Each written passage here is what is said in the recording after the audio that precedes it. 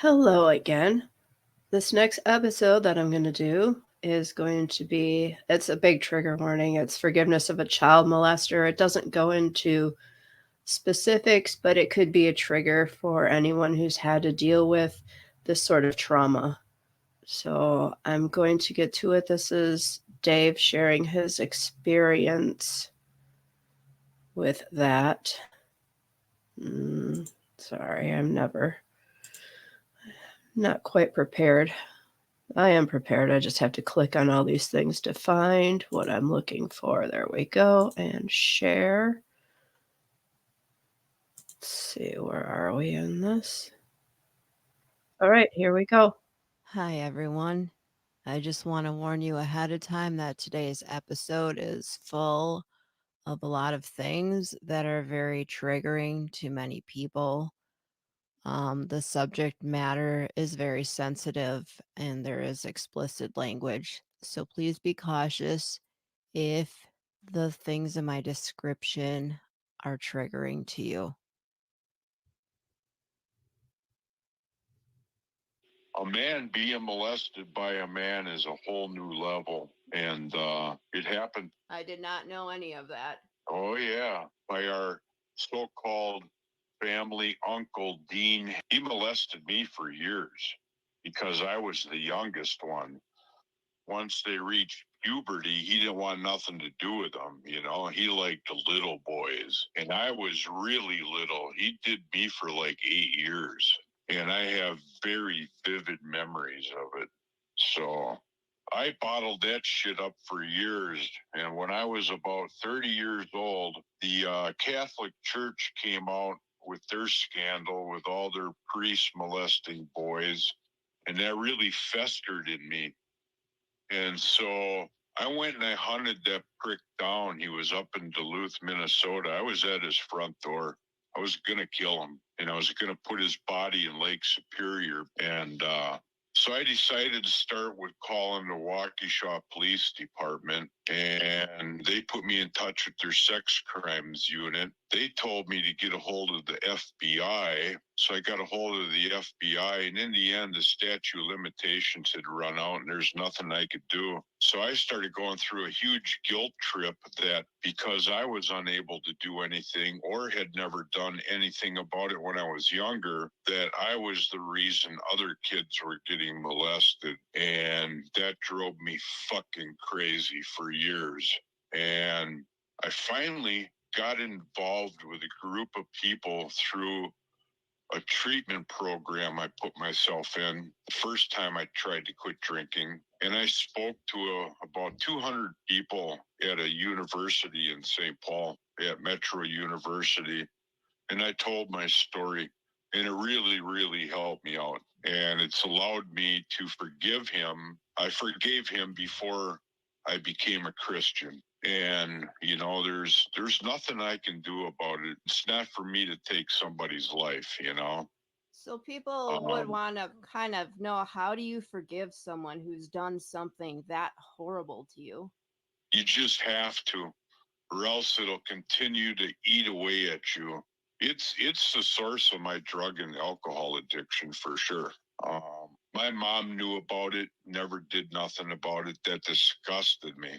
Same with my dad. They were afraid. They were afraid of the hand.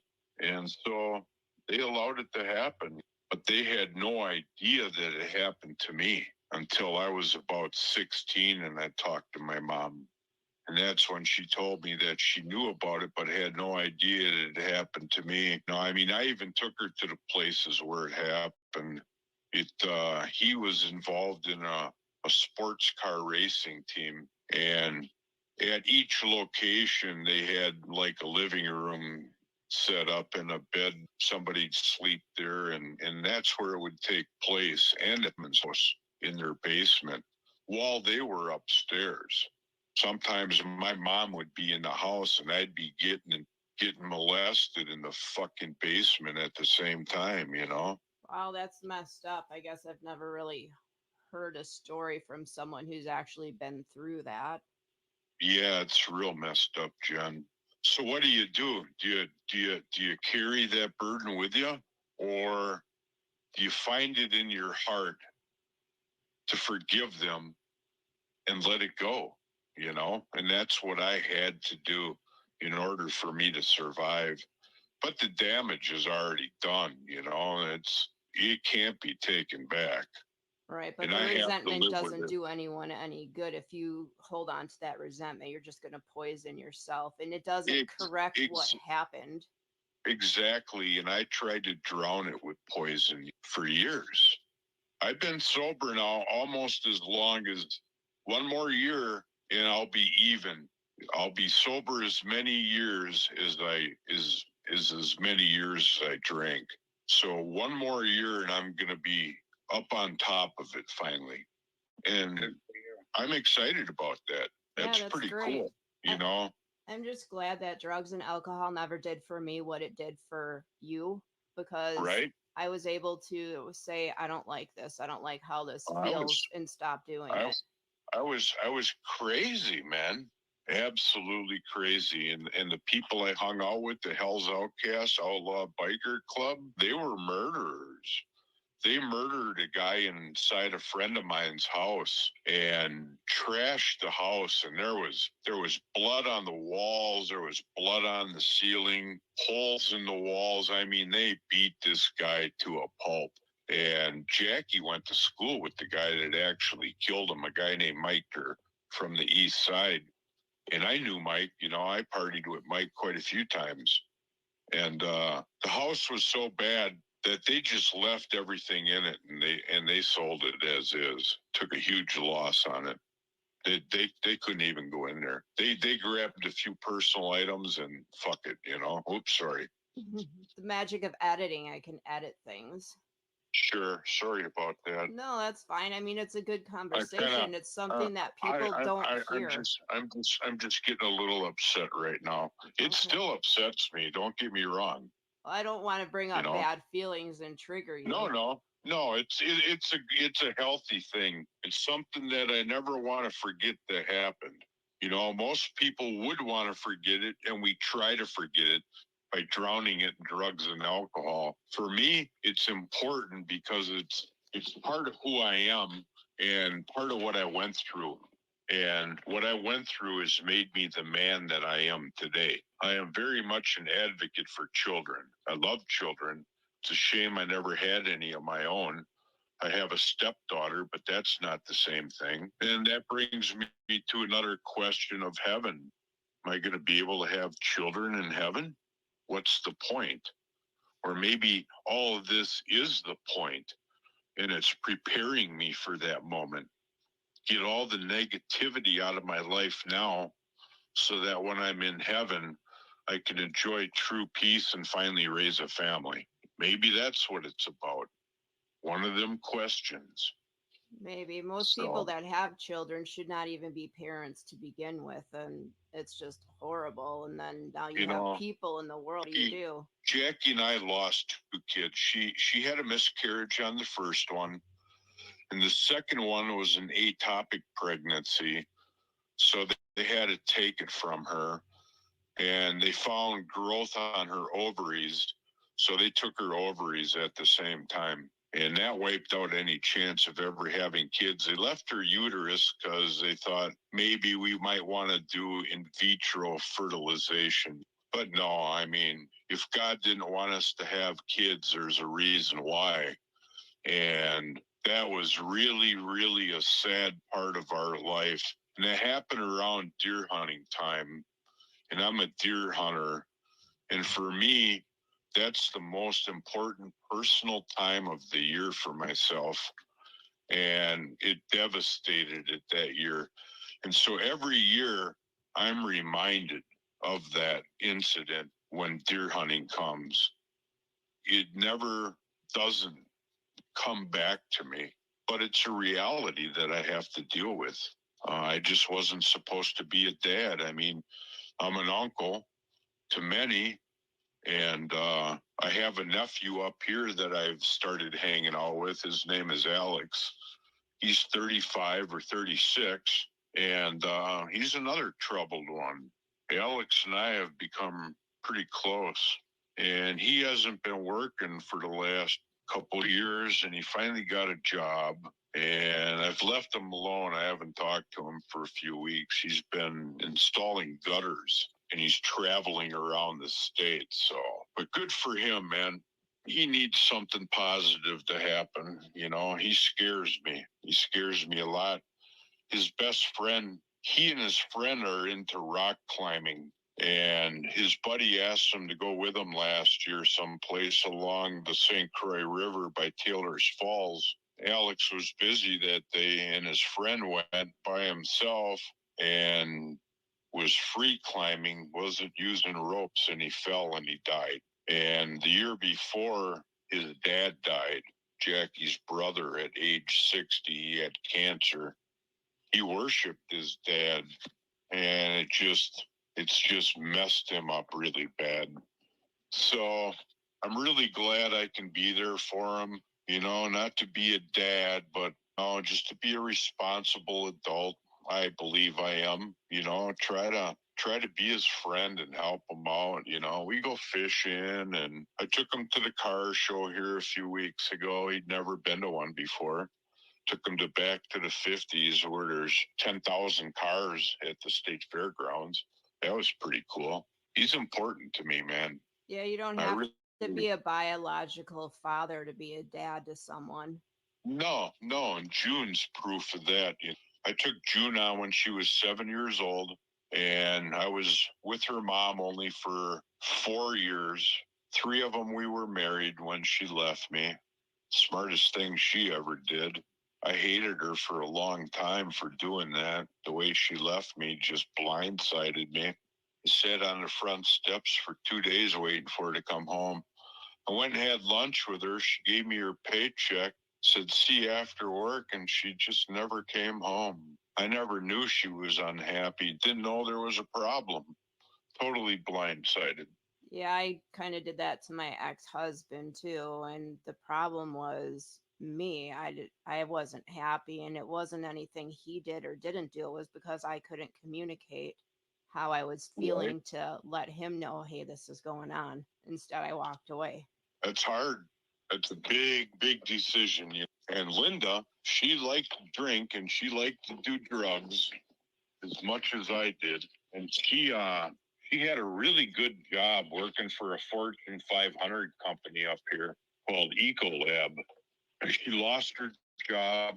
At one point, she ended up homeless. She was living under a bridge. And she went through dozens of men after me. I'm good friends with one of them. It's really funny when I found out that he was sleeping with my ex. All I could do is laugh. And he said that it was Christmas time, and Linda had another kid after she left me. She always told me she couldn't get pregnant, and she ended up pregnant from some Indian and had Kenny. And it was Christmas time, and Linda was too concerned and wouldn't buy Kenny a present. She was more concerned about getting weed, pills, and alcohol. And so Scott bought the kid a bunch of presents, and he just never came back. He's like, you know, the audacity of her, you know. Kenny, he turned out to be a pretty good kid. Linda died. Linda died in 2008. She had cancer. She was only 50 years old. It's pretty sad. Her daughter's going to be 50 this next year. Her daughter's a day younger than Julie. They're a day apart. Yeah, it's pretty traumatic for kids when parents leave and there's a divorce, but there's usually a reason, and it's not the reason that people think it is. Like, I didn't Right. leave because of drugs and alcohol. I wasn't even a part of that world at the time. I was just feeling worthless and, like I meant nothing. And then all of a sudden, someone came along and thought I was special and they could see me and I felt important. Right. And that's what I was drawn to. Well, Linda finally told me that she was afraid of me. And that just broke my heart, you know, because I never got physical with her. I seen both my brothers get physical with their wives, and I swore I'd never do it. As physical as I would get would be grabbing her and holding her or trying to push her away when she was trying to beat on me. And she broke my nose once. She liked to fight, man. She was physical. and I just wouldn't deal with it yet. So I'd try to restrain her, and June seen that, and she took that as I was beating on her mom. That's how she remembers it. And I have no reason to lie to myself about it. I never hit the woman until we were at my body shop one day. She came down and started a fight. She kicked me in the balls, and I fucking punched her in the side of the head, hit her in the ear. She claimed she had to have surgery on her ear. She was full of shit. She's trying to make me feel bad. But I helped her out in the end when she was sick. I'd take her to her chemo and radiation treatments. Go over, I'd clean her apartment, do her dishes for her. She was a fucking slob. Worse than myself. I'm a slob. But she was a whole new level, man. I think that women sometimes, and not saying this gives guys permission, but sometimes a woman needs a good smack. If they're instigating and they want that smack, they need it.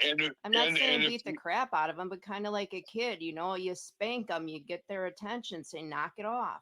And if they want to act like a man, well, then you got to treat them like a man. Exactly. That's all there is to it. Equal rights. Right. Yeah, she was a brawler, man. Never thought you'd hear a female say that, did you? No, I didn't. Thank you.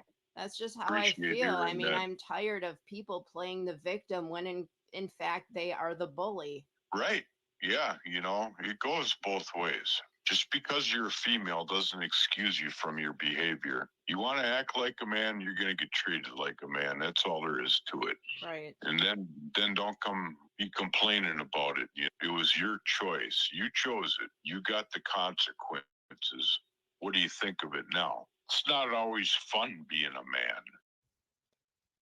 In closing, I would like to say that the opinions expressed here were strictly of my own making or by my future guests. Take what you like and leave the rest. You may come to realize that you may not like me or what I want to share. Let's talk to each other, reason things out, but let there be no gossip or criticism of one another. Let the fellowship of ethical human behavior and the serenity from positive human interaction help you grow and chill out, one experience at a time.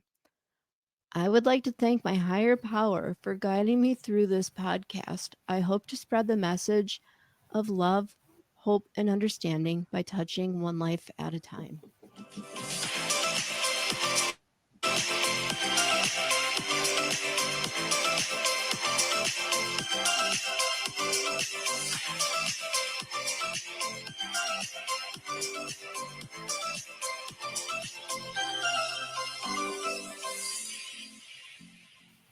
Okay. Oh, no, pause. Okay. We'll get into the next episode in the next episode. Let's go back here. Stop that. So there you have it. Dysfunction. Let me see, what did I write down on my notes? Yep, dysfunction and more dysfunction leads to addiction. And it truly is a family illness, family and friends, as you can tell. Nobody has a perfect life. And listening to Dave talk, like, this is as real as it gets. This is welcome to family. This is family. This is life. This is what everyone's trying to hide underneath that exterior. So it looked like, let me pull this up again. So it looks like our next episode is going to be on the recovery path with step 1. So come back and join me again. It'll be a completely new experience. Bye-bye.